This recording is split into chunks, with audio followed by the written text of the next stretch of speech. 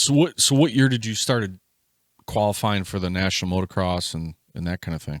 I think I got my license in 13 or 2012 or something like that. Okay. And took me a while to make them, but yeah, because you were telling us the podcast 1.0 that you and was it you and Greg were like a spot off? He made it in, or you didn't? It was actually the very first one we both tried. Okay. At Redbud, and he made it in. I think he qualified in the 20s, and I was 0.000 seconds away from making it. Oh my gosh! And I ended up not.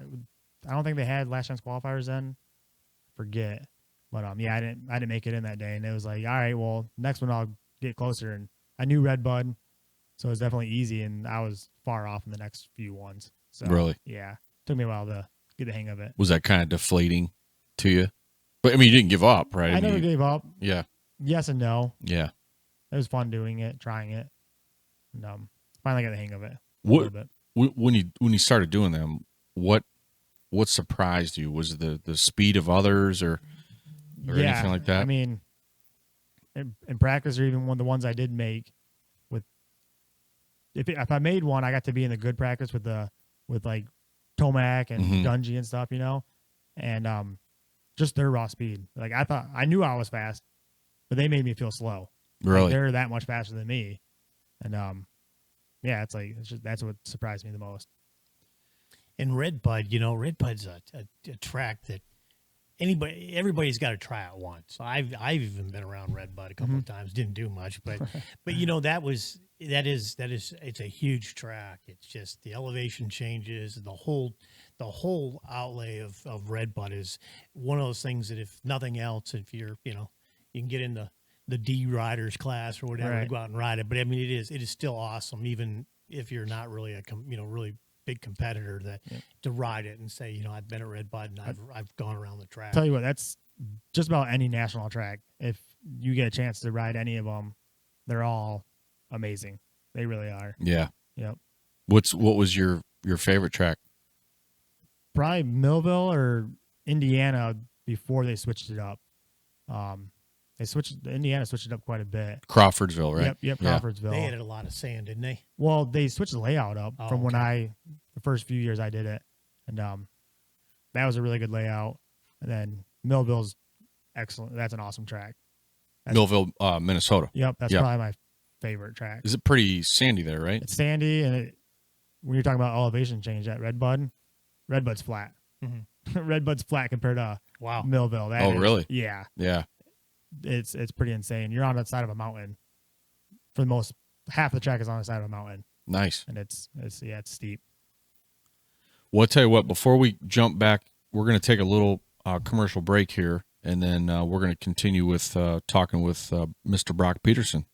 We want to thank Championship Power Sports for sponsoring this episode. They carry Honda, KTM, Husqvarna, Beta, and now the newest on the market, GasGas. Marty, how do you find them? Got to call Jim at 419-335-8600 and mention promo code Toledo Podcast for your special discount. We're back with Mr. Broc Peterson. Thanks for tuning in to the Toledo Track and Trail Podcast, and we're going to continue with Mr. Peterson here. So Millville's your favorite track. Yep. It's hilly. You're on the side of a mountain. How well did you do there? I don't know. I qualified. That's about when I would qualify. I'd roughly around 30th is what I'd finish overall. That just boggles my mind. I mean, it's like I said, I've seen your speed, from behind you, and like you said, just to see that your speed compared, but it's like every corner, right? Every corner, it's just a tenth of a second off. Yeah. Yep. Yeah. It's amazing. It's really amazing. So what's the one thing that kind of surprised you when you got to you said the raw speed. I'm sorry, I'm asking you twice, but is there anything else that kind of surprised you when you got to the Nationals? Was there anything that kind of, looking back, like, I can't believe we're doing it this way, or saw that, or? I mean, everything was it was different from the amateur stuff, I guess. Just all of it was just different, It's nothing really stood out to me though. Like the raw speed, that was the only thing that really stood out to me. That was crazy. Like, Yeah. man, why can't I do that? Right. So is it as fun to race the pro stuff as was an amateur, or amateur as fun as racing the pros? The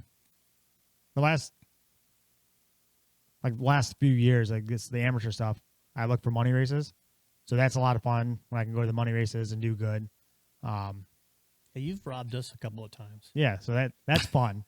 But then it's also fun to race the pros, Right. and then have all the guys back at home watching me on TV, or all right, not watching me, but watching my name scroll at the top of the Yeah. screen. Yeah, we've yelled at you quite a few Yeah. times. Yeah. Yeah, they can see my name at the top of the screen, which that's cool. Like, that's exciting for me. And as Dungy went by and those going by, we Yeah. did see a few times. You're right. You can see me getting lapped. Did you ever, just thinking about that? I mean, did you ever try to latch onto them guys? Was it in a Well, practice? That's with the raw speed. Like, Yeah. I tried, but then I lost them right away. Yeah. I was like, man, where'd they go? That's just one corner they were gone. Yeah. It's So, just, yeah. yeah. Well, it's like that in the woods. You go to a national Yep. enduro, Same thing. there's these no fast guys. qualifying. Everybody races together. Right. So back when, when I was a young guy, I might have been on Mike Lafferty's minute, or, Jason Raines, or, David Likey, or all these big names. And it's like literally 2 turns, gone. I mean, Right. it's like, how in the Sam hell are they going that fast in the woods? Like, you felt fast. Yeah, you felt fast. And I then guess, until they came around. Yes. It's like, man. or I remember one year in Daytona, Lafferty's like, I don't know, started like several minutes behind you. And here you can hear that 450 just, I mean, Yep. it's like, how can you even see through the palmettos that quick? Your Right. reaction time, it is Just amazing. Just following the dirt. Yeah. Yep. Yeah. It's just amazing.